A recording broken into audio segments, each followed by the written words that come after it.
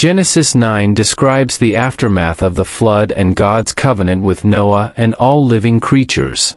It includes the blessing of Noah and his sons, the institution of new rules for humanity, and the establishment of the rainbow as a sign of God's covenant.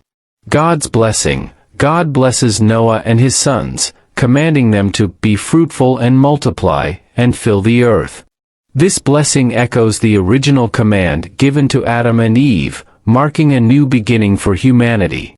Dominion over creation. God gives Noah and his descendants dominion over all living creatures. Unlike before, God explicitly grants humans the right to eat animals, but with the stipulation that they must not eat meat with its lifeblood still in it.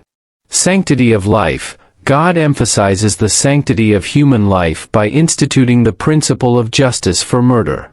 He declares that whoever sheds human blood, by humans shall their blood be shed, because humans are made in the image of God. Reaffirmation to multiply. God reiterates his command for Noah and his sons to be fruitful and multiply on the earth. God's covenant with Noah. Establishment of the covenant. God establishes a covenant with Noah, his descendants, and every living creature on earth. He promises never again to destroy all life with a flood. The sign of the rainbow. As a sign of this everlasting covenant, God sets the rainbow in the clouds. He states that whenever the rainbow appears, it will be a reminder of the covenant between God and all living creatures on earth, ensuring that a flood will never again destroy the earth. The incident of Noah's drunkenness. Noah's vineyard. After the flood, Noah becomes a farmer and plants a vineyard.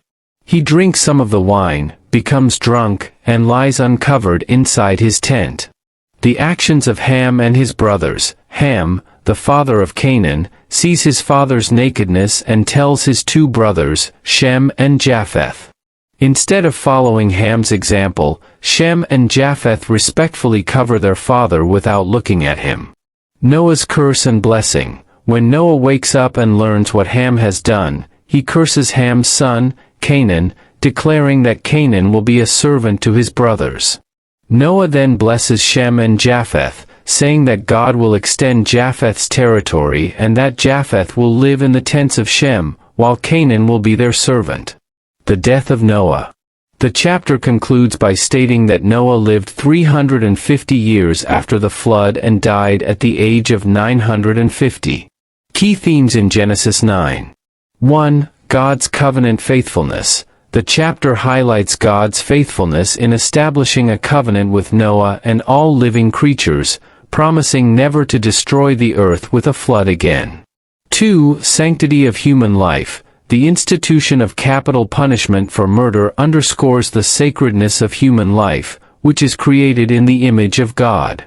3. New beginning. Genesis 9 represents a new beginning for humanity, with God's blessing and commands echoing those given to Adam and Eve.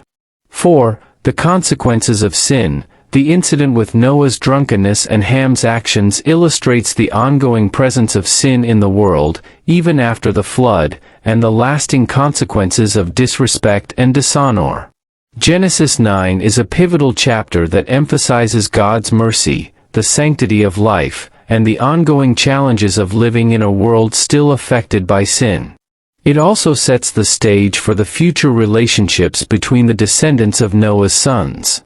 I hope this overview of Genesis chapter 9 has been a blessing to you.